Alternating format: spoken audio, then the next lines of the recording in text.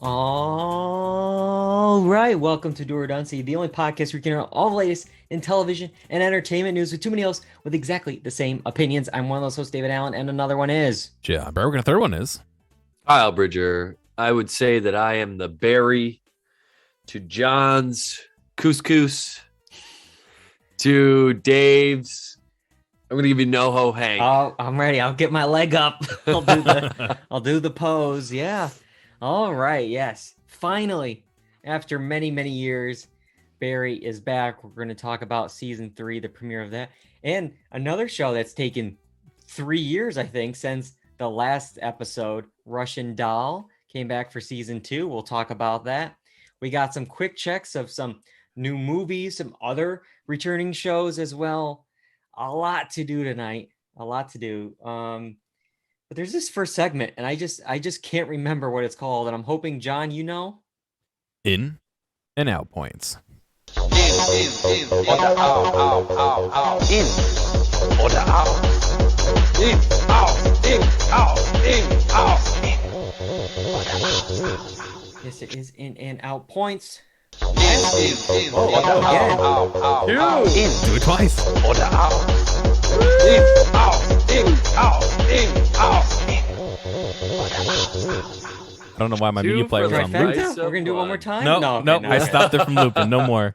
Maybe next week. If you do it over and over, I'll eventually remember the name of it. But Yes. last week we didn't do in and out points. We did our summer box office draft. We drafted our summer blockbusters for the annual competition. Which one will be the most popular so it can sell the most tickets and make the most money? Very fun show. Whatever film is the big winner this summer. I hope it's one of mine, obviously, and I hope Ramiro Atlantis wants to see it again and again and again. That is the name of a Florida resident who won back his world record after watching Spider-Man No Way Home 292 times. Why stop there? Why not go for 300? Make it a nice round number, Right? 292. You're so close. Just 8 more showings. Like, what is that at this Another point? another 20 hours of your life. No worries. 292 How does this guy times. have enough time? Is he independently wealthy? What's up with that? Great question. Works from I home. saw on Reddit, does he either A, have no friends, or B, have a lot of friends? Because there's Yeah. nothing in the middle, because you either just have a lot of free time or you have a lot of friends that really want to see this movie, and you were like, I'll Yeah. go with you. I'll go with you. But how does it not start to feel like homework at some point? Yeah. I'm wondering, after like the 10th time, is he going there and is he catching a nap? Is he Yeah. reading, has some homework? Is he doing his taxes? Like, what's going on in the theater when he's, I think he gets his little ticket stub. I saw that he gets it like signed by somebody in the theater to like an employee or something, saying, yes, he stayed. He was there the whole time, because this is Guinness. This is Guinness World Records. They I need know. some kind of proof. You know what this needs? Hmm. Nobody cares. Nobody cares, It's our dude. top story on Yeah. Now Points. Nobody cares. I don't care if you get assigned by, whoever. I don't care. Hmm. I'm more concerned with your life, dude. I'm more Yeah. concerned with your personal health. 292 times. I want to see a photo of this dude. Does he smell like Cheetos?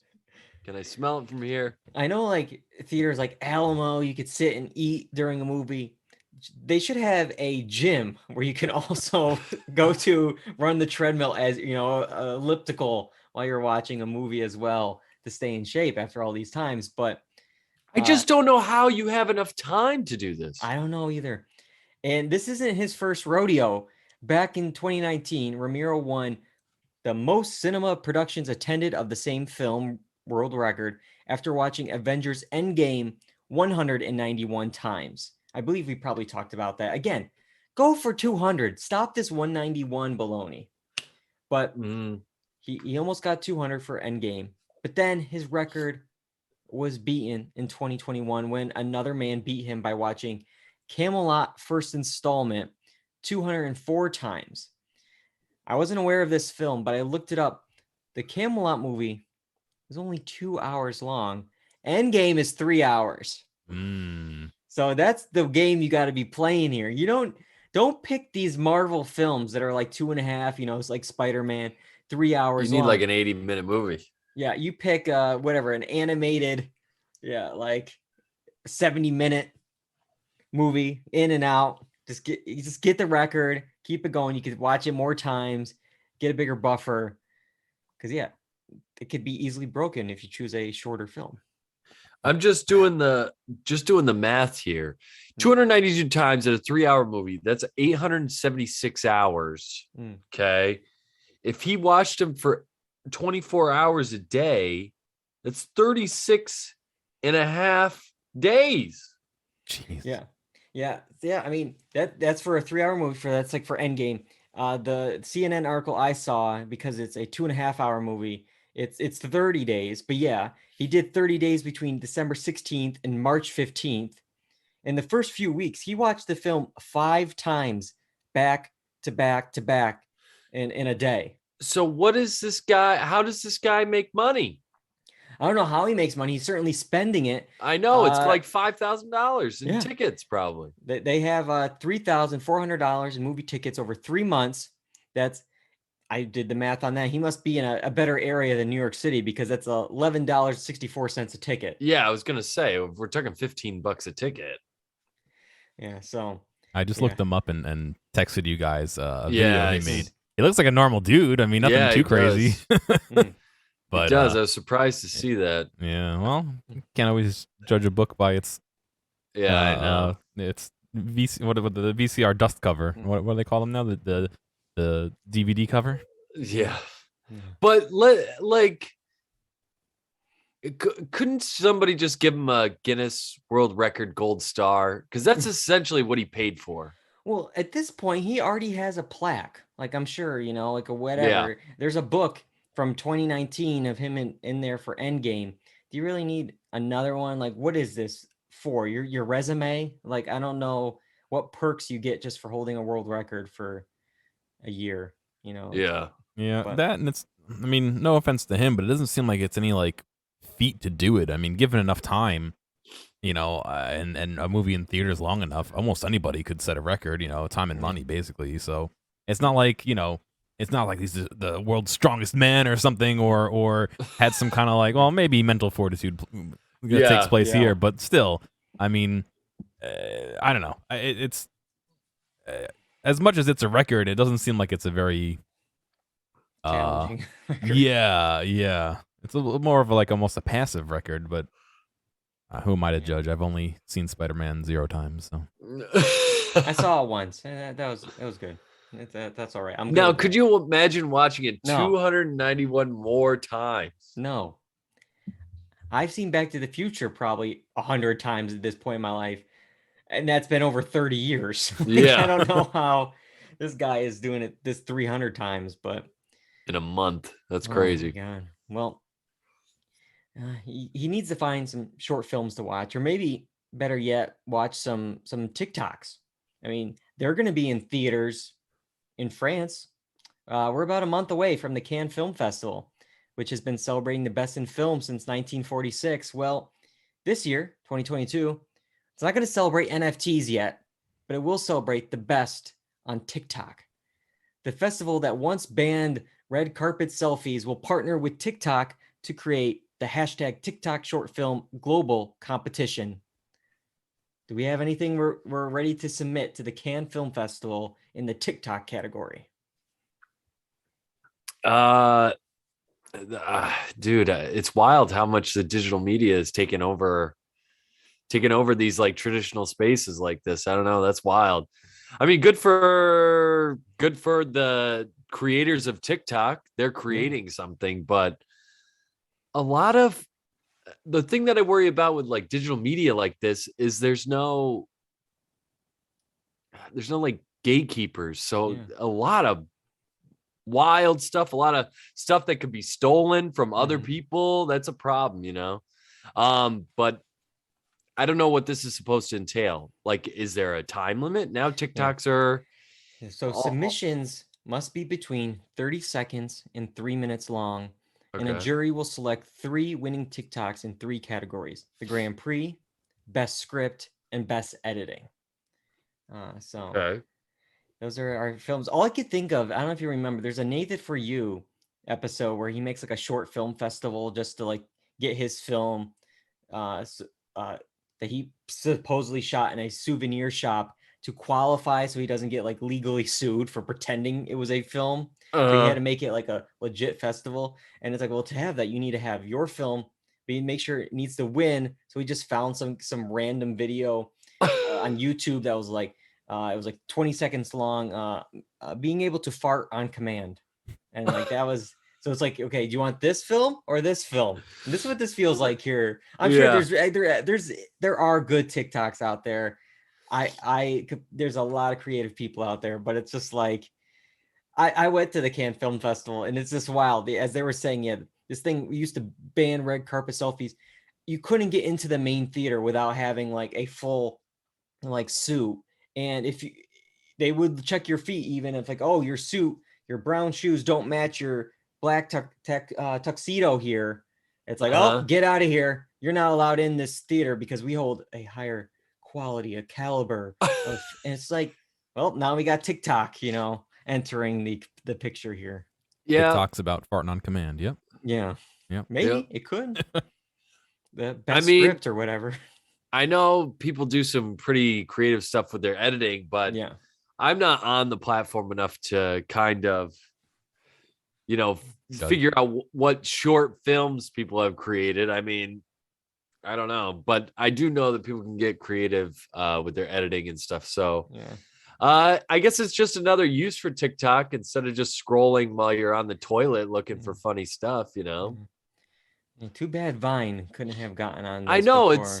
it always feels like the early installments of everything never the MySpace. It's like too early. It's too early because Steven Spielberg, could you imagine if he heard this 5 years ago? He probably lost his mind. Yeah.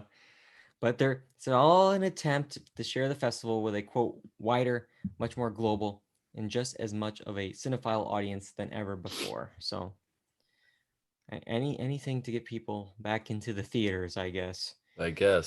But all right, one last announcement point tonight, and this probably should have been the top story, but I put it here just because there's a lot to it. It's Netflix. Netflix had their first quarter earnings report last week, and it was expected that they would add 2.5 million subscribers. Instead, Netflix lost 200,000 subscribers this quarter. That's the first dip in subscribers since October 2011. So over a decade ago. This is the first quarter they've ever lost subscribers. This sent the stock in just a downward spiral. It dropped 35% almost instantly, and that wipes $50 billion off the value of the company. Just like that, $50 billion down the drain. That's one Twitter at this point, it's just gone. Now, Netflix did pull out of Russia in this quarter because of everything going on right now, which made them lose 700,000 subscribers. But that still doesn't explain at the end of the call how they expect 2 million more subscribers to lose in the next quarter. So even with this, they are still expecting a loss of millions of subscribers next quarter. Kyle, what do you think about all this going on? The stock drop, the subscriber, just the opposite of growth, the decline in subscribers. What's going on? Well, I can't say we're surprised one bit. I mean, we've been talking about it for, I think, probably a year or so now, of how Netflix's model doesn't seem sustainable. They're still in debt all the time. They're spending money at the wazoo. They're raising prices of their content. And then Netflix is supposed to have unlimited growth forever. With the amount of streaming services there are, it's just not possible. They got the head start and they are now blowing it. I mean, they're one of the most expensive streaming platforms out there now, with content that is suspect or very minimal. They have a lot of it, and that's good. But the quality content is not there, and people are talking about it. And what is the first thing to go when people are cutting costs? Superfluous media, the HBO, the Showtime, the Stars, all those premium channels traditionally were the first things to go if people needed to cut some kind of entertainment. So I am not surprised at all by this. Inflation is kind of going high in the US right now. So all these factors, and then them just spending willy-nilly, like I said, we've been talking about this for a year and a half. I'm not surprised one bit. On top of that, we just talked about them cracking down on sharing with your buddies. I mean, how many people? I mean, I know it hasn't rolled out wide yet, but how many people are planning on getting rid of it if they can't share? If everyone can't pitch in $5 to get it, it's not worth it for everybody to go from $5 a month to 30 whatever a piece. People are gonna just start dropping it. I'm not surprised.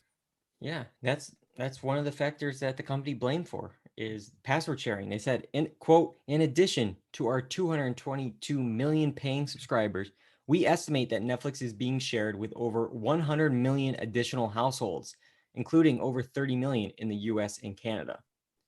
100 million of the 222 million they suspect are sharing.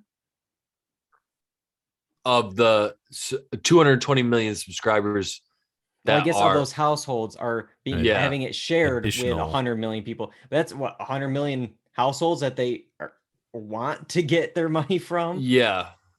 But if you're putting a service at a certain price, you know what I mean? Like I don't know. The thing we talked about a few weeks ago with that, like as you mentioned, John, pay a little extra to share your account with people outside your household. They were testing it in other countries. It's almost, they haven't announced it yet, but it's almost for sure it's happening. After seeing this, they're going to try anything they can. Okay, for three extra dollars, your son in Florida can go, watch this and have their own account. Your daughter in Utah, okay, $3 more. They're just going to do anything they can just to get any money they can out of people because they need it at this point. Subscribers. They need that just number for their stockholders. Anything but good content. I wonder what the price point would be for people to, once you start getting up close to $20, man, and I'm trying to think of what I know Netflix for. Like if you had to tell me what what shows I should be watching right now on Netflix, I don't know. Stranger Things, Ozark is coming back, I guess. But like those shows, it's like, okay, Stranger Things, you do 7 episodes over one weekend, it pops, and then I have to wait 3 years before I get more. It's like, that's not a business model. They really, I think they got to start thinking about spreading out their content. When you have a thing like Apple TV Plus with Severance or HBO Max with the numerous shows that they have, when they do that week by week by week, they get their mentions. Obi-Wan is going to get weekly coverage, but like that first weekend when Stranger Things drops, okay, we'll talk about it for that weekend, but then another 2 years are going to go by before we get more. And Ozark's ending, some of their big franchises, they're either ending or they just take so long to come out. Yep. I think they need to go back to weekly or the 3 and then weekly. I feel like that's a good plan. The 3 and then weekly, or the 2, a few and then weekly is a good option as well. But because I agree with what you're saying, it's just like lost in the sauce, man. I mean, Ozark is coming out here in just a little while, and I feel Friday. and I feel like, here's the thing about Netflix. I feel like I don't hear anything about their shows until I turn on Netflix. I'm like, oh, that's new. Like if Russian Doll, if we didn't mention that we were watching Russian Doll, I would not have known that it was coming out because I have not seen a thing about it. And it's a critically acclaimed show for Netflix. So I don't understand. And that's the wild part where we're saying, okay, they lost subscribers this quarter. This next quarter, they're expecting to lose 2 million subscribers. But what's on the docket? I mean, Stranger Things, Russian Doll, the final season of Ozark, all these shows that we just mentioned, those are the bread and butter of Netflix, and you're still losing subscribers? Yeah. That's not good. That is not good. If your top franchises are back and you're losing during that same time period, they have some ways that they're going to try to fix it. This is their plan. I'll quote it here. Quote, they're going to re-accelerate our viewing and revenue growth by continuing to improve all aspects of Netflix. In particular, the quality of our programming and recommendations, which is what our members value most, is going to double down on story development and creative excellence. Wow, so many buzzwords that they just threw in there. Is there an actual plan? It's just No. like, we're going to double down and we're going to revenue growth, re-accelerate, improve. It's like, good. Yeah. They need, I mean, I don't know what, no one knows what the numbers are like too. Yeah. That's also the other thing on this whole aspect. They're talking about losing subscribers. We don't even know what the ratings situation is like for these shows. So to me, How in many my people mind, watch 10 seconds of one episode of one? Let's get out of here. but like I work with around a bunch of kids, teens, and I don't think it's high quality content, but I mean, it was ranked 8th or 9th in the queue at one point. We'll get to that. They were all talking about, is it cake? Is and it I'm like, cake? I'm not watching it, but all of them are watching it. So to me, they lack quality content. But if this is the content that's getting views, I just don't know. What they I want think they're from lacking you. quality content. Well, here's what you can do to tell them, because it's the other thing that they mentioned in their improvement, their plan for success. They're going to launch a double thumbs up tool to allow members to better express what they truly love versus simply like. That will definitely improve their algorithm. Oh, they double liked This Is Cake, or Is It Cake, or whatever. So we need to come out with, is it brownies? Is it whatever? Like, then why don't they just go Doesn't back to blend. the star system? yeah. Because people were downvoting those things. So it's like, you either like something, you double like something, or you don't like anything. Or you don't rate it. Yeah. Like it's like a report card. You either were good or great. You weren't bad. You were either good or great. That's it. Yeah. Like I can't remember the comedian that was talking about this, but when they went to the thumbs up, thumbs down thing, it's like that's so all encompassing. It's like Hitler, thumbs down. Like sour milk, thumbs down. And those two things are not in the same category, but they're two thumbs down. Not. You know what I mean? Yeah. But yeah, they dug themselves in such a hole. I feel like that they just need so much content now just to keep going. Like their fire is burning so hot that it's like the way to keep this fire going is just shoveling more stuff into it. They're just spending so much money just to break even. I saw this Wall Street Journal article. It was reported that the upcoming season of Stranger Things, each episode costs $30 million. On what? Per episode. Put things in perspective here. In the final season of Game of Thrones, those mini movies that they were doing, $15 million an episode for Game of Thrones in the final season. $30 million an episode for Stranger Things. I mean, those are mini movies right there. That's crazy. What are they? Are we spending gonna? on? Man, that's Are What, we gonna that's- notice the $30 million I don't think so. difference? I mean, let's say 30 All million. that de-aging, man. It costs a Yeah. ton. If there's 7 episodes, I think they said that's over $200 million. That's a Marvel budget for something that's going to pop over that weekend. And then by next weekend, it'll be out of the top 10. And Is It Cake season 2 will be number 1. That probably costs, $200 to make. Yeah. $30 worth of cake mix. Yeah. But here's the main thing a lot of people were talking about. We kind of briefly mentioned it, in the past in and out point. But, the story always was, will Netflix ever have ads? They, for the longest time, we will never have ads. Well, the co-CEO, Reed Hastings, said an ad-supported tier is likely a year or two away now. following the footsteps of, Hulu, Peacock, and, later this year with Disney Plus, ads are probably coming, or at least an ad tier are coming to Netflix. Hastings said, quote, "Those that have followed Netflix know that I've been against the complexity of advertising and a big fan of the simplicity of subscription. But as much as I'm a fan of that, I'm a bigger fan of consumer choice and allowing consumers who would like to have a lower price and are advertising tolerant to get what they want makes a lot of sense." It's gonna be those of you who want to spend even more money cannot see ads, and those of you who are spending the current amount of money sees ads. If it is that, I think people would leave because I can't see it hovering up to $20 and still. Yeah. I don't know. I like how it's like, as much as I'm a fan of this, I'm a bigger fan of consumer choice. You know what also I'm sure you're a big fan of? That makes a lot of money. Cha-ching!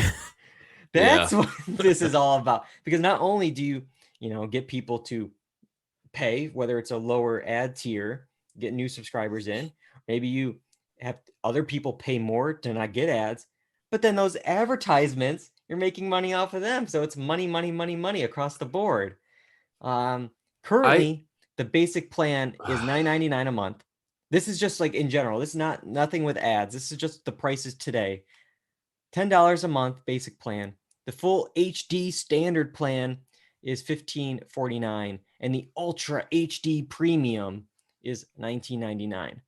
So will this tier be a $5, $6 tier ad brand, or will everything kind of move up a little bit?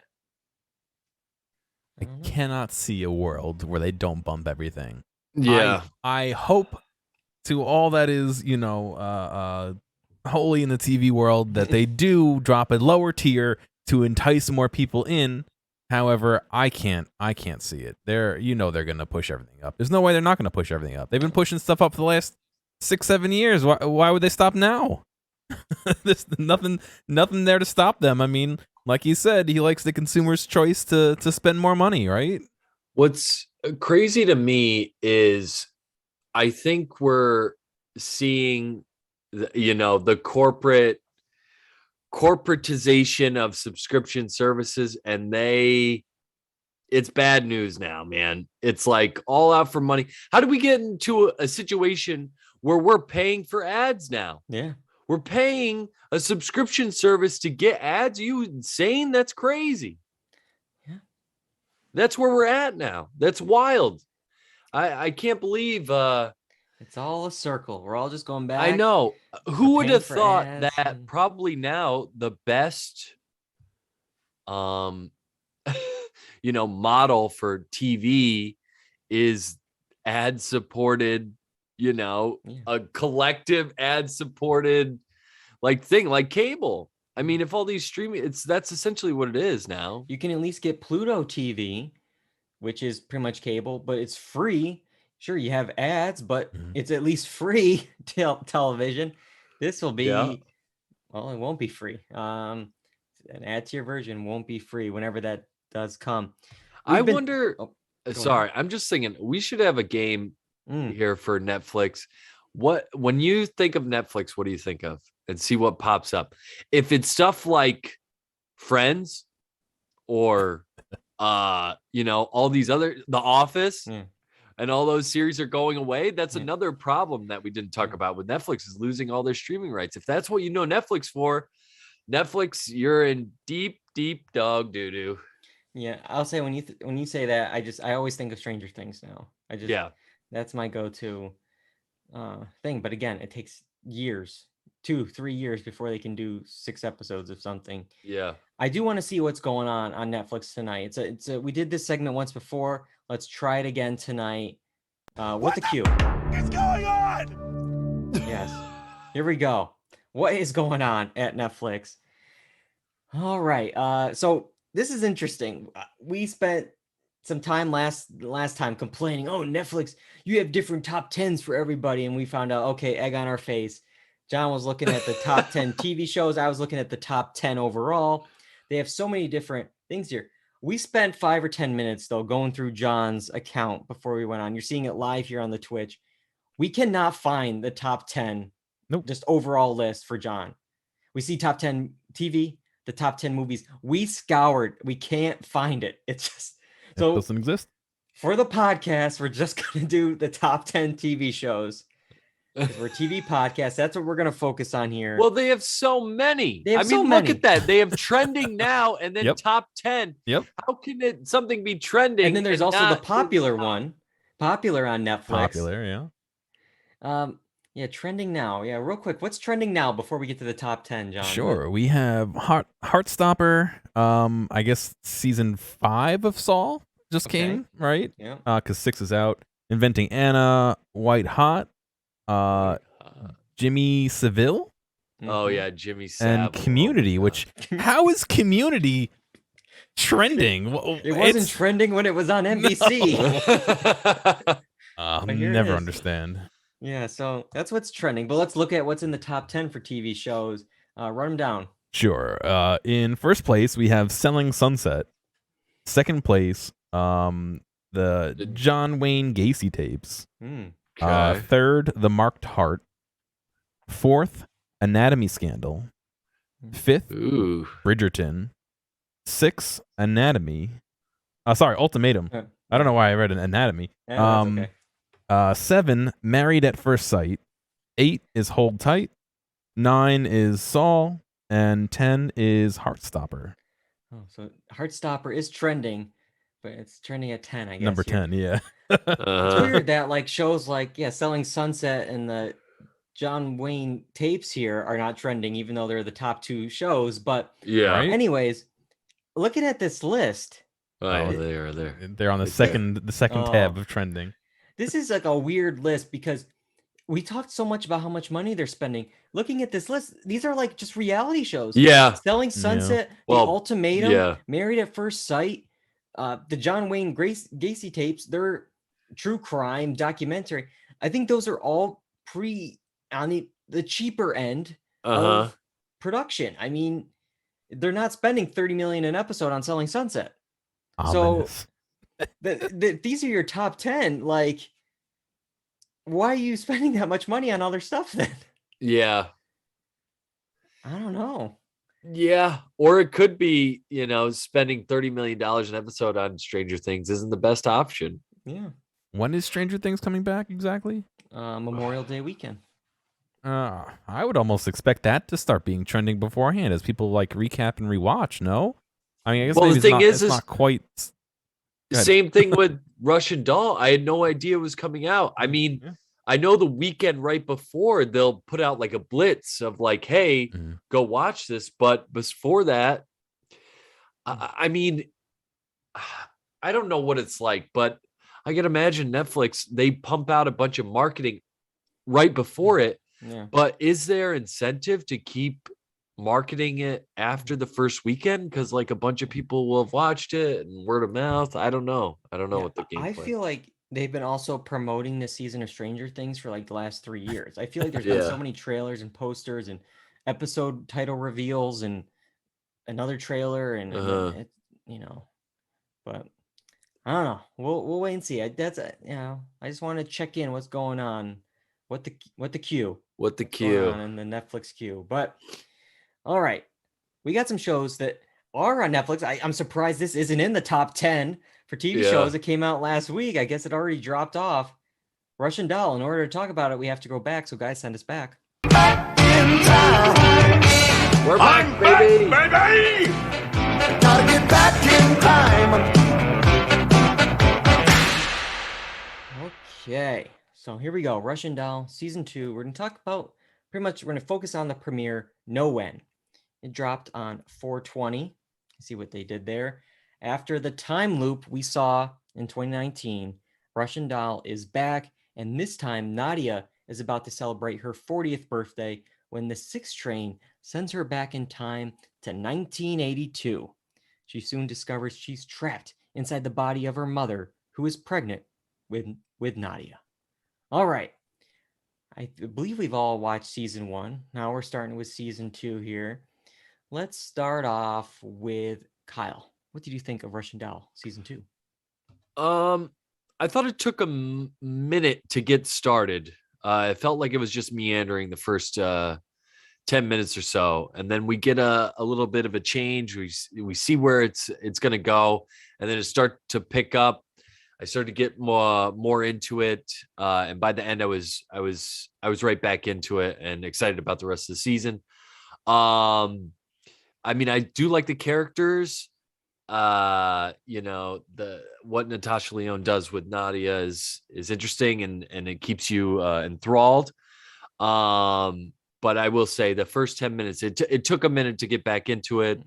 And it was a little slow going, but I am excited to see what happens. But I do want to talk a little bit later about a couple of interesting choices that I noticed. But yeah.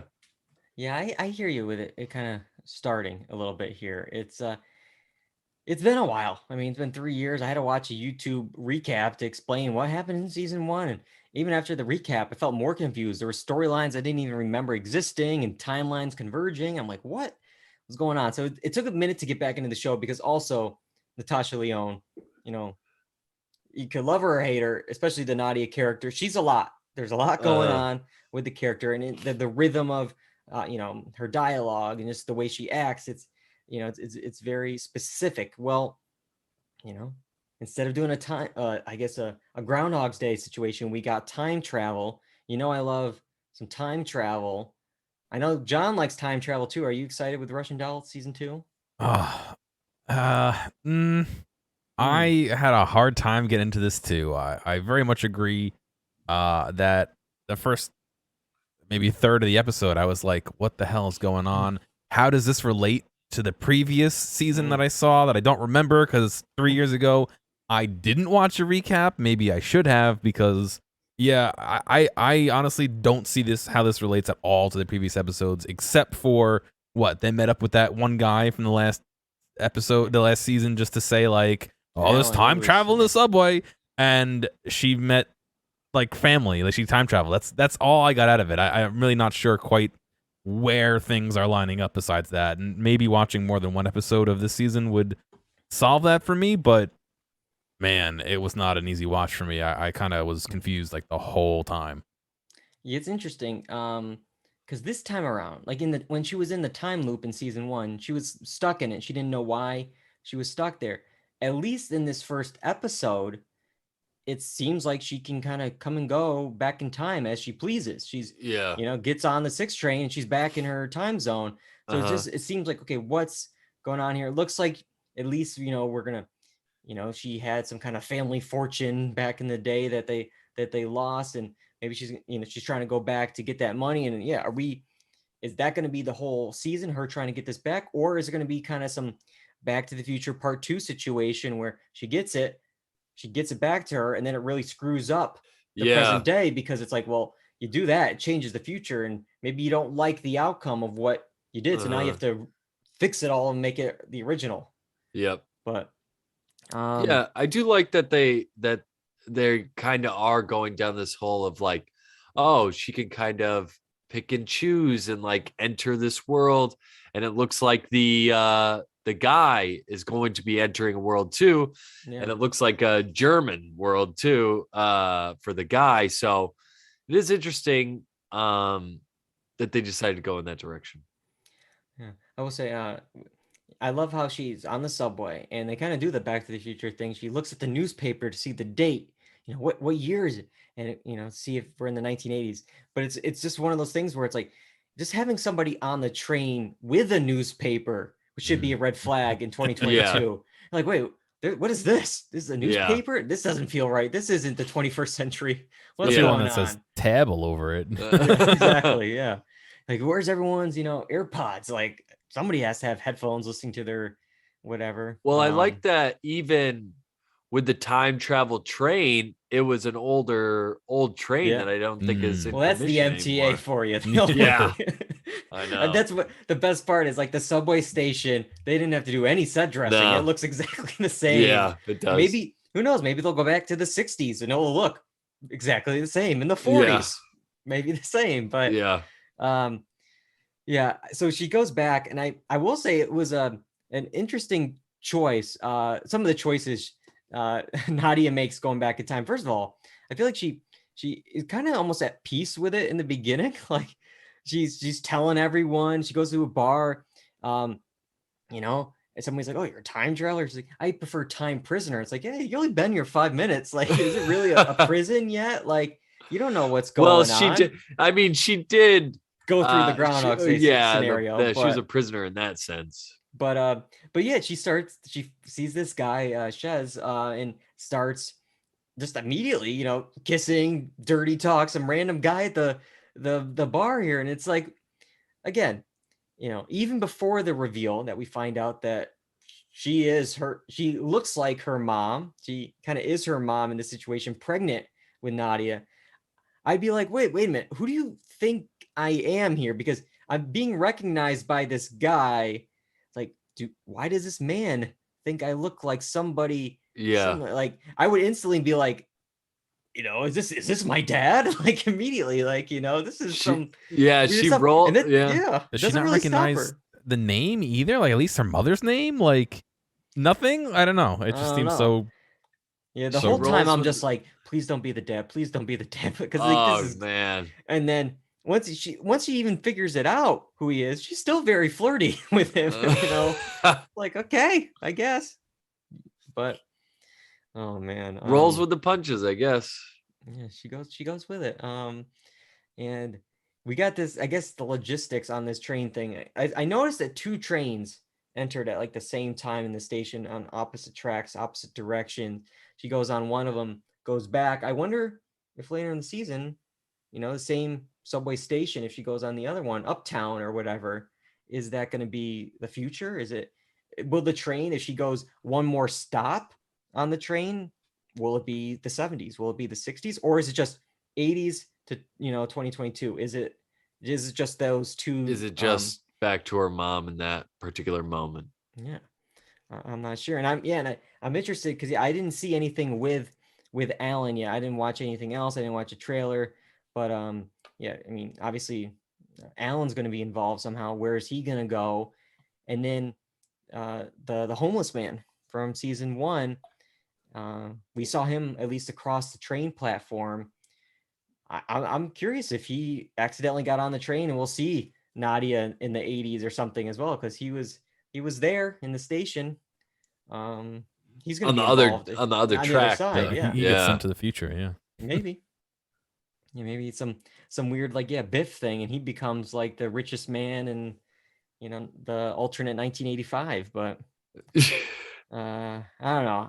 I'm gonna stick with it. You know, I like the episodes, nice and short, 30 minutes. Yep. There's only like 6 or 7 of them. There's really 7, just an extended movie. Are you guys gonna keep going with it? It sounds like John might be out. Yeah, you can let me know. I'm not ruling it out. However, I'm gonna That's sad for not a time invest travel my fan time.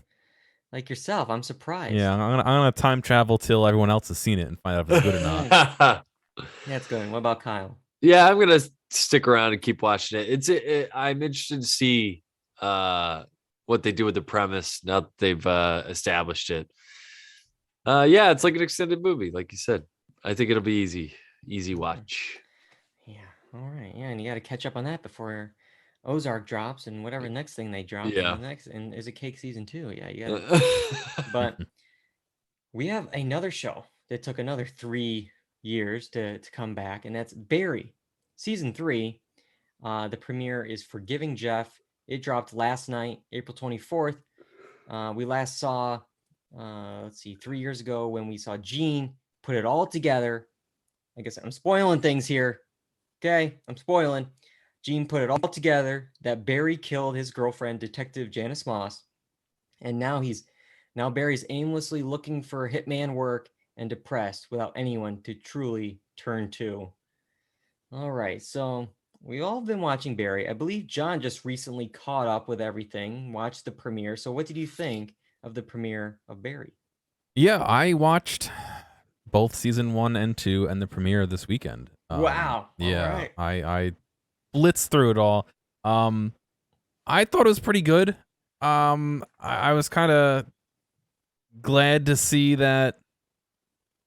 Like for me, I didn't have to wait 3 years, you know. So I think I would have been a little bit more. 3 years. Yeah, I think I would have been a little bit more upset if I had to wait 3 years. But yeah, I like the character dynamics, and I like that.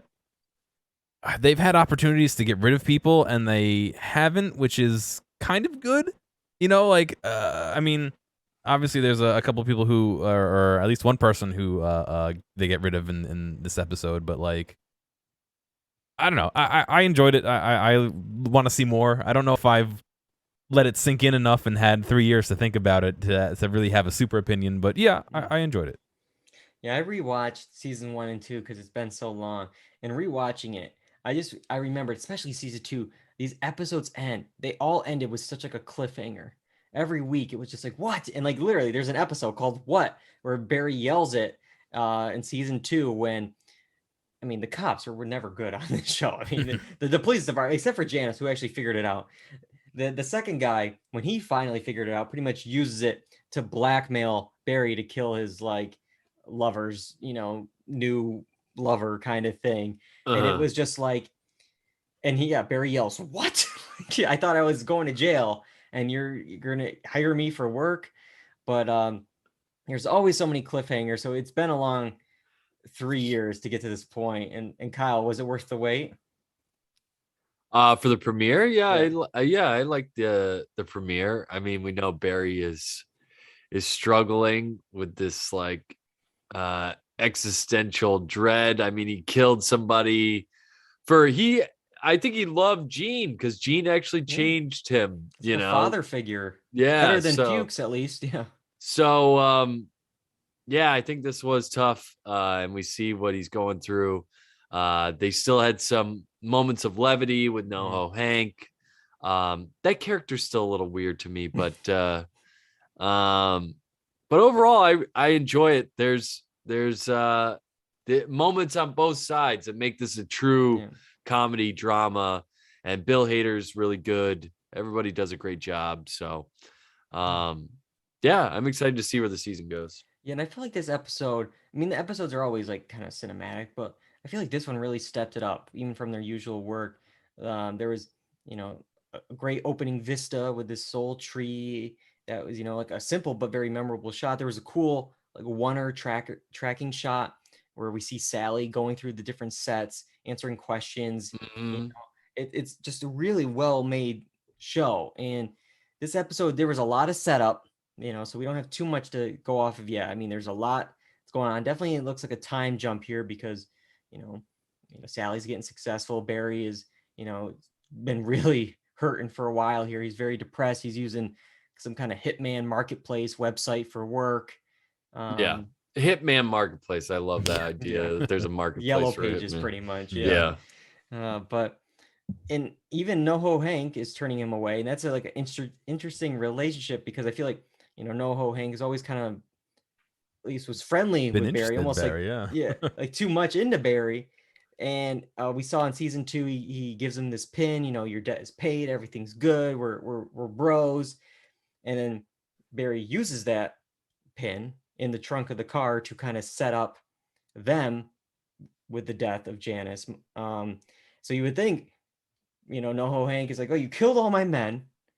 You blame this on me. I'm in trouble. And you would think, okay, that's it, Barry. And sure, there's a little bit of like, I don't want to see you right now. But he's not ordering any hits or doing anything. Also because Barry knows also a lot of Hank's secrets and a lot of that stuff as well. So it's kind of like they both are criminals. And he doesn't have any buddies, remember? He doesn't have any buddies left. Barry killed all of his buddies. Yeah. And let's see. I mean, Barry does have Sally, and Sally is getting very successful.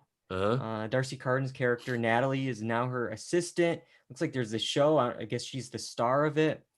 But also like the creator. And the star? I'm guessing it's sort of based on her. We saw in season 2 the kind of monologue that she was, or the scene she was working on with her relationship with an old boyfriend that kind of maybe started this whole thing. But it looks like, at least in this show, maybe she has a kid. I don't know exactly what's going on in the show yet, but I will say, I want to ask you guys, does this character, for some reason, I never really got on board with the Sally character, and I never really bought her specifically with that relationship with Barry. And now they're living together. I just never bought it. I don't know. It felt forced, especially in the beginning. Yeah, I mean, I like the back and forth with her and Barry, but I can see what you mean. I know what you mean.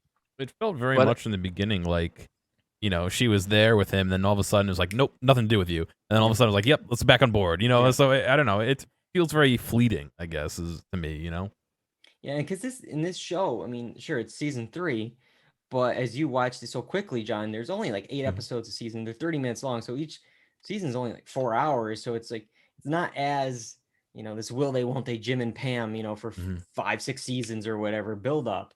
They got together, they went out, now they're back together and living together. And I will say, the stuff with I really like what they do sometimes with Hollywood and what they make fun of, and like they have this network person asking some of the just dumbest questions. Like, so in this scene, so the mom and daughter, they're living together. It's like, yeah, and it's like, did you do that when you and like asking the assistant, yeah, I also lived with my mom. Oh, you did? Oh, and you lived with your mom too? Okay, I guess that is normal. Okay. It's like I think it's just because I bet that's real. I bet that is a real conversation that they've had. Yeah, because I think it's too specific. Yeah, I think what they're trying to do is to show you how out of touch like Hollywood executives are from just the rest of the world, Yeah. But yeah, so real quick, we'll run through the other kind of the 2 father figures in Barry's life. Fuchs, he's the Raven now, and he's being thrown under the bus to take the blame for all the deaths, all the people dying, and he's hiding in Chechnya. I can't even talk tonight. I really hope he's not going to be out there for a while, because I think I need him in LA. I need him interacting with our group. I can't have him off on his own here. Yeah, this thing, it's too good of a performer to just leave him. For sure, he was like one of the MVPs for last season. He was so good. Yeah, and this is who they're pinning the blame on for the detective's death. But Gene doesn't buy any of it. He's ready to shoot Barry, or at least force him to turn himself in. And well, a little mistake with that prop gun there. Maybe you need a little bit of practice with it, but Barry brings him out to the desert, what we saw in that opening scene, and we get this, kind of fake out that shot to the head. We saw it earlier in the episode with Sally. He's imagining all these, shots to the head, but he has another idea. Get in the trunk. So what's his idea? Anyone have any idea? Because I don't know. What is his idea that involves Gene getting in the trunk of his car? To win back his forgiveness. Is it the same trunk in where his dying girlfriend was in? Oh my gosh, I don't know. Maybe take him to to somebody who said he had to do the hit or something to prove to him that he wasn't the one that wanted to do it. I don't know. I don't know. It's I don't know. We're gonna have to wait and see. This is what they do. They always do this to us. That one giant cliffhanger, no answers. We have to wait till next week, and we'll see what they explain here. But I'm in the Barry. I think you guys are too. Yeah. Is this their last season too? I believe they've been renewed for another season. But okay. Please, I'm hoping they did the Atlanta thing and shot a bunch of these, or at least got the scripts ready so we can crank these out instead of having to wait another 3 years. But yeah. All right, we're gonna go from one Gene to another. We don't have much time, but we're gonna squeeze them in. We got some time for some quick checks. Quick check. Okay, we're gonna start off here. Last Monday, we had the 2-episode premiere of Better Call Saul season 6. We're a few minutes away from episode 3 starting. I'm gonna jump out, and you guys are gonna tell me your thoughts, what we saw so far. John, start me off because this is your quick check. Sure. So we have a flash forward at the start instead of a flashback, which I loved. Started out black and white, and the ties, the color creeps in. It was really well done. And I really liked that they actually finally showed Saul's house where he's living. Was never shown in Breaking Bad, so that was really great that we finally got to see that. We got to see his golden throne. We assume it's his, right? Yeah. I think it How had could it not be? Yeah, I mean, it had all his stuff. I can't imagine it's not his. It had like the suit that he wore all his the bingo balls, the Beanie Babies, the shoes. There were so many callbacks to previous episodes. I can't imagine it's not his place. All everything, posters of him. I think even some of the lettering off of his building that said "Better Call Saul" or Saul Goodman or something. It had all the stuff. So that was a great flash forward. I think the highlight for me of the 2 episodes was when they were in the club. I mean, it's classic Jimmy. He's making a ruckus, trying to get everybody to, look at Jimmy. They're like, not being fair to him, because he's Jewish, which Goodman's a fake name. He's not Jewish, but he's making a big fuss, and then he plants some suspicious baby powder. And I don't know. And then you have the whole I guess side plot with Nacho and everyone. I don't know. I'm so glad it's back. The whole thing with the Kettlemans was great too. Like there were so many great moments in the whole thing that it's back and it's just as good as ever. Yeah, there's a lot of good things. I am so scared for Nacho Varga. I really like that guy, but there's no way that guy doesn't end up dead. Wasn't he in Breaking Bad? I'm trying to remember. I know. I think so, but I'm like, I'm pretty sure he is. There's no way that he doesn't end up dead somehow. It's crazy. Yeah, I'm pretty sure he was in season 1. I'm pretty sure too, because I remember him. But it's just how he gets there is So I'm excited about that. I really like that storyline. It's crazy how much that Jimmy has kind of messed up Ray Seahorn's life, because she's down, like she's in it now with him, and I think he's pushing him now. Yeah, he's gonna end up being the downfall of her. The carrot and the stick, man. She's the stick. Oh man. I can't imagine what's gonna happen. It's something has to happen. Either she has to be disappeared or die, which I can't see happening, or just not want anything to do with Jimmy, or have to go to jail, because I don't see her living in a golden toilet house. There's no mention of her at all in Breaking Bad, so I don't know. I have no clue, but I'm along for the ride. Yeah, the last thing I'll mention, the scene that I really liked was the Los Pollos Hermanos, Gus Fring there in the old folks' home with that guy, and he has such a great acting moment where it's like you can tell from his eyes that he knows that the old man knows that it's him, and it was great. It was just a great scene. But yeah, all right. So sounds like you guys are going to be watching some more. Yep, for sure. Sounds good. All right, I'm going to go to my quick check now. The Batman, March 4th in theaters, but it just dropped on HBO Max. I know John did a quick check on it recently. Let's see here. When the Riddler, a sadistic serial killer, begins murdering key political figures in Gotham, the Batman, Robert Pattinson, is forced to investigate the city's hidden corruption and question his family's involvement. All right. It's dark. This is the adult Batman here. It's rainy 24/7. Every scene's at night. There's no superpowers. Everything is grounded, like kind of Nolan's Batman series. I will say, I really liked the stuff, especially with the Riddler, that character that Paul Dano is doing, especially with him and Robert Pattinson, all of the riddles and kind of the update to his old school comic book character to bring him to this contemporary world, what they did with that.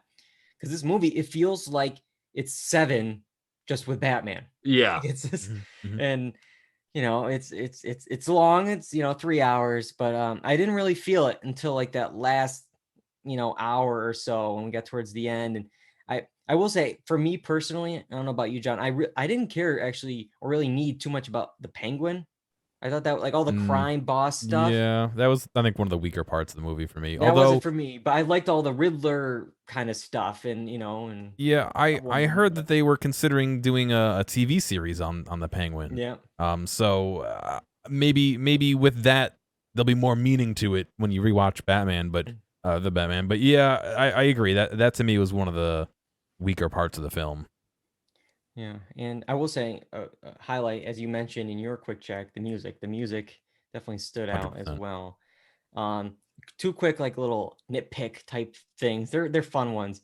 I love how there's no like really that much Bruce Wayne in the movie. We got a lot of Batman, not much Bruce Wayne.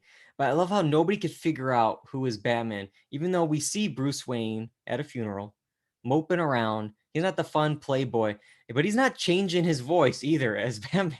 He's just the same person, just without a mask, the same body language and the voice, and like again, nobody could figure out it's him. And same with like Catwoman. She has her mask and it's like barely, it's like it covers her nose and Yeah. everything else is seen. It's like, what's the point? It's just to get the little, to the little cat ears there. But that, and John will know what I'm talking about. There's the scene at the Gotham Square Garden, Madison Square Garden here, and it's the hurricane shelter, but it's like a basement arena. Yep. And I don't know if that's the right choice. If there's any flooding, to have a basement kind of arena as the place where everyone should go if there's any flooding or a hurricane. But that's their choice in Gotham, I guess. But the only thing I want to say about this, because I haven't finished it yet, but I'm halfway through.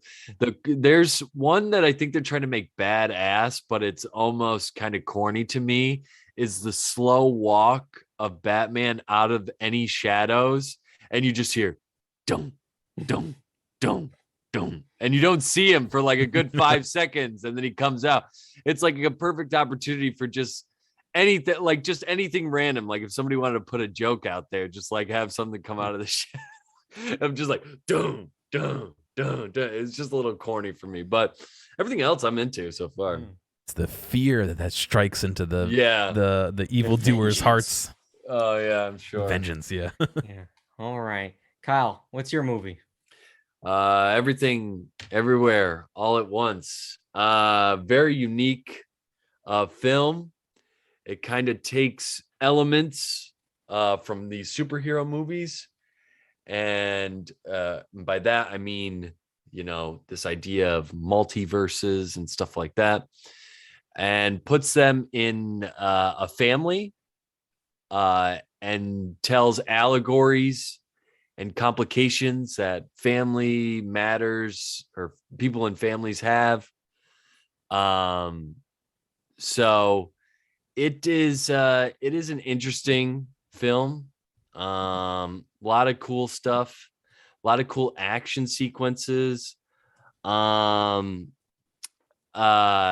Just the couple of the metaphors and things and the similes that they use with, this bagel being a sign for like The everything bagel. yeah, everything, like all this depression, all this emotion that you put onto it. And I mean, I get what they're going for, but it would have been better in my mind to have something that wasn't the bagel. But it's a quirky movie. It's an interesting movie. It's a wild movie. Yeah. It is wild. There's so many different things happening. I really, really recommend this film, just because it's so unique, but it touches on things that you might be familiar with superhero movies or even action movies, and adds like a family element to it. It has a lot of emotion, a lot of heart. It's a really good movie, and you need to check it out. Yeah, I'll do a quick thing too, because I also saw it this weekend. I'll keep it vague because I went in knowing nothing. Yeah. And I think that helped and made it a lot of fun. I really love this. It's so unique. It's creative. It really is like, it's fearless with just the stunning visuals, the amount of locations and costumes and effects. Like there's some cuts like they feel real because it's like in the same shot, the same motion, and they're cutting costumes and locations and effects, and it's just.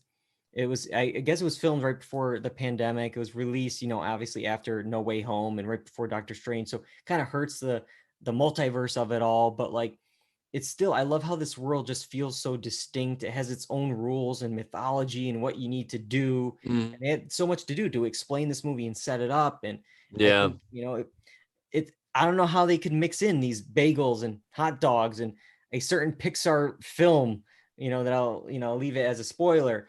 but they did it. They did it somehow. It all works in this weird hodgepodge of a movie. But it even had I don't know if you noticed, there was one cast member, Kyle, our Yeah, good Biff friend, Whiff. Biff Whiff. Biff Whiff, yeah. First scene, I think. Biff Whiff. Yeah, he made it in. No, I'll always see him now after Yeah. after You our can't discussion. not see him. Yeah. But all right, yeah, I think 3 things that we would recommend, all from Quick Checks this week. Let's see now. Next week, we mentioned it earlier tonight. Ozark's last batch of episodes is coming out. Maybe we'll discuss the premiere. Maybe we'll wait for the finale the week after so we can watch all of it. By then we'll see. But if not, we do have plenty of other shows to talk about. Series premieres of Shining Girls, Under the Banner of Heaven, an Apple TV Plus, and an FX on Hulu, whatever that is now. You can check both those out. Andrew Garfield, Elizabeth Moss. Make sure you never miss an episode by going to YouTube, Apple Podcasts, Spotify, the blog, dualredundancy.com. Of course, we're live Monday nights on Twitch, twitch.tv/dualredundancy. You can join us in the chat like Wazaka and Dark639 did. Did I get those right, John? Yeah. All right. They were there in the chat tonight, chatting along with us. And you can follow us on social media, Twitter and Instagram at Dual Redundancy. Got to thank both of you guys for joining me tonight. For John directing the show. Couldn't do it without you guys. Thanks. Sure. All right. Until next time, I'm David Allen. I'm John Berwick. And I'm Kyle Bridger. And that's all we got for Dual Redundancy. Goodbye, everybody.